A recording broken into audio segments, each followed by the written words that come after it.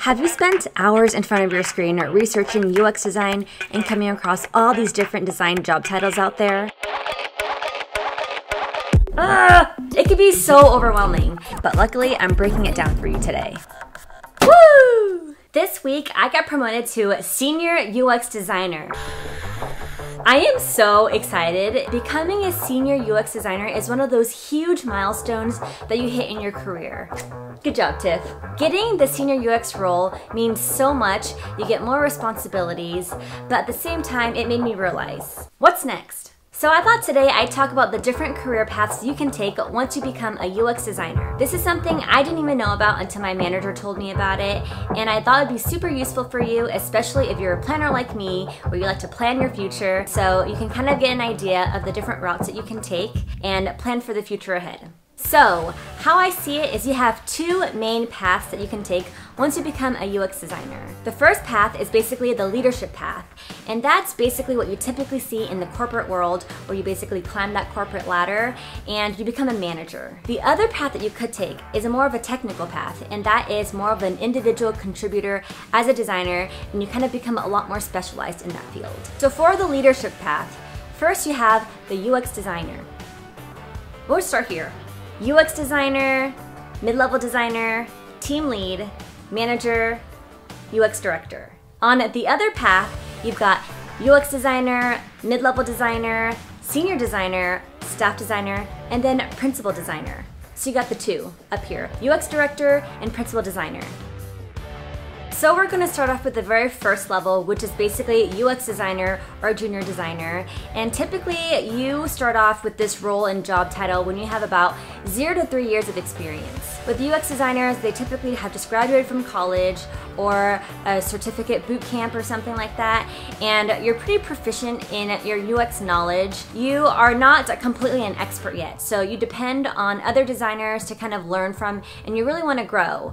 But you're able to communicate your ideas and you can own your projects, and typically you'll have at least one project from a real life world experience. For mid-level designers, you typically have 3 to 6 years of experience. You are really proficient in your UX knowledge, the tools that you use, and the foundations. So typically, you're able to not only create designs, but you're also able to back up all your design decisions and kind of tell people why you made those design decisions. You also normally take more responsibility for your projects, and you know exactly who to collaborate with in your organization. Typically, this is where the paths kind of split off, and this is where you decide if you want to go more towards the leadership route or more towards the individual contributor route. So let's talk about senior UX designer. This is more of the contributor route. As a senior UX designer, you typically have 6 to 10 years of experience working as a UX designer. You're also really good at being able to independently own all of your projects, so you really know all the processes. You're really an expert in UX knowledge and fundamentals, and you're able to mentor other junior designers underneath you. So you can really give advice on the projects and the design and the best practices. As the team lead designer, this is on the leadership route, and basically also you have 6 to 10 years of experience working in the UX path, but you're also able to really be strong at your communication and effectively work with stakeholders or clients and figure out a way to strategize plans to make sure that your projects are efficient. As a UX design manager, you have about 6 to 10 years of experience working in the field, influence systems in the design process to improve efficiency, develop career strategies for your team members, and delegate tasks to all the team members underneath you. A principal designer is someone that has at least 10 years of experience working in the UX design industry. Now, being a principal designer means you're at the very top level of being an individual contributor. So that's basically the highest and most specialized part that you can get. You really have a deep level of understanding of all the UX processes. You're expected to lead the design projects, update the UX process, and also bring new ideas to the table. You're also a huge mentor to all the designers underneath you and the leads. At the top of the leadership route for UX is the UX director. And with this role, you're typically supposed to be expected to develop programs to foster growth within the UX process. You also work directly with clients and customers to understand all of the business requirements needed for the UX projects.